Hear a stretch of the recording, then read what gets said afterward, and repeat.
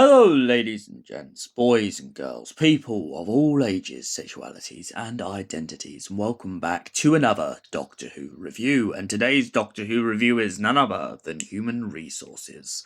So, what is Human Resources Part 1 about? Well, Part 1 pretty much continues on from our last story. No lies. At the end of the story, we found out that Lucie Miller has been captured by a headhunter who seems to have been tracking her down through time and space. However, at the current point, we don't have quite a clue why they were hunting Lucie down. But eventually, we begin to learn in Human Resources Part 1 that apparently the building that she has been taken to is none other than the job that she had applied for. But little did Lucie Miller realize the full extent of the job that she was letting herself in for. Lucie finds herself working at a desk, not questioning anything, and beginning to question her life with the Doctor. With the headhunter pretty much putting her to work, she finds herself in a bit of a rut. She's not sure if the life that she believed she lived even exists. Phobos, the Daleks, even the terrible twins, she's not quite sure whether any of it happens to be true. Meanwhile, elsewhere, the Doctor is waddling around the TARDIS, trying to flick switches and figure out exactly what's happened to Lucie, when all of a sudden, one of his own people turns up and pronounces themselves to him and explains that they know where Lucie is. However, the precarious thing being the fact that they're not quite sure how Lucie ended up back in her own time stream and back in her own life. But to what all in terms and purposes, they make a bargain with the Doctor that they will fix the TARDIS as long as the Doctor goes and saves Lucie. However, the Doctor can't use the TARDIS, so they give him a time ring. Now, a time ring, for anyone who hasn't been following along with Doctor Who as a whole, a time ring, you might as well say, is a really funny gadget. It looks like a bracelet, it has like the seal of Rassilon on it, and essentially allows a time traveller to travel from one place to another. The only thing is, it's just as bad as a vortex manipulator because it has no accuracy.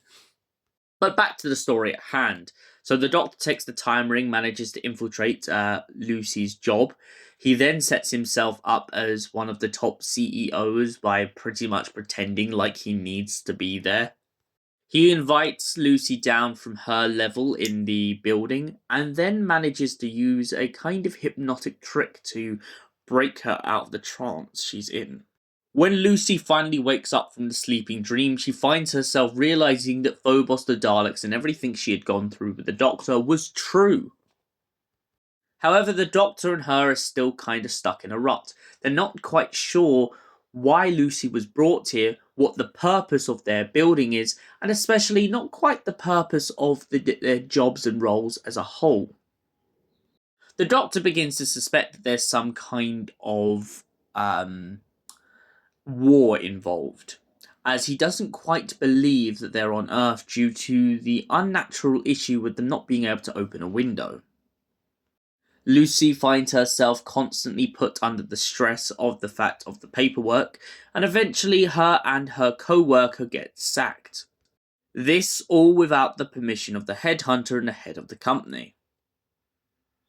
However, later on in the plot, this could either be a blessing or a disguise for the real danger that lies ahead. The Doctor goes to Human Resources at the bottom floor after talking with one of the bosses and pointing out that he's never really been down there. The boss is confused by this, as everyone to their knowledge has always been down to Human Resources. However, when the Doctor begins to discuss a plan to overthrow the Time Lords, just as a bit of a ploy to see how far he can push the boat out with his company, he finds himself in the company of old enemies. That's right, the Cybermen have returned. So, Doctor Who, Human Resources. What's my thoughts on this audio? Well, it's a really, really interesting audio with a really, really great dynamic to it. I love the fact that the building is described as a giant moving robot, and I love how that is really portrayed by the artwork for this. I also love the frustration of the headhunter when she finds out that Lucie has been sacked. This idea that, oh, I've just been off all of time and space and just sacked her. I also love the way that we have the back and forth banter between the Doctor and one of the Time Lords, and the way that he's kind of like ID, and he's like, why do I need ID? ID, I don't trust you. So, for a first half of a two-part story, I'd definitely say part one of Human Resources. It's very to the point, very carries on from where we've been, and most importantly, it keeps to this kind of overarching theme of where the narrative has been going with this whole mystery of why do they want Lucy Miller? What's the purpose behind this? What does this company do? And why are they allied with the Cybermen? Or more to the point, why have they been tarnishing planets after planets after planets without actually considering the effect they're having on the local inhabitants? In a funny way, Human Resources Part 1 kind of reminds me of an old Sarah Jane episode I watched years ago. An episode with Clyde Langer where essentially him and a group of lads go to play laser tag and then realise that they're all being trained up to be soldiers.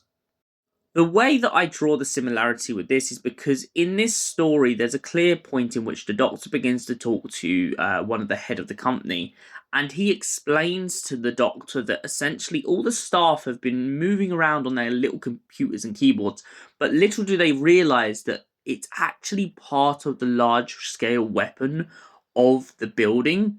To them, they believe all they're doing is just figures, facts, numbers, fatching, and stuff like that. However, what they don't realise is they're actually helping make conquest on another world.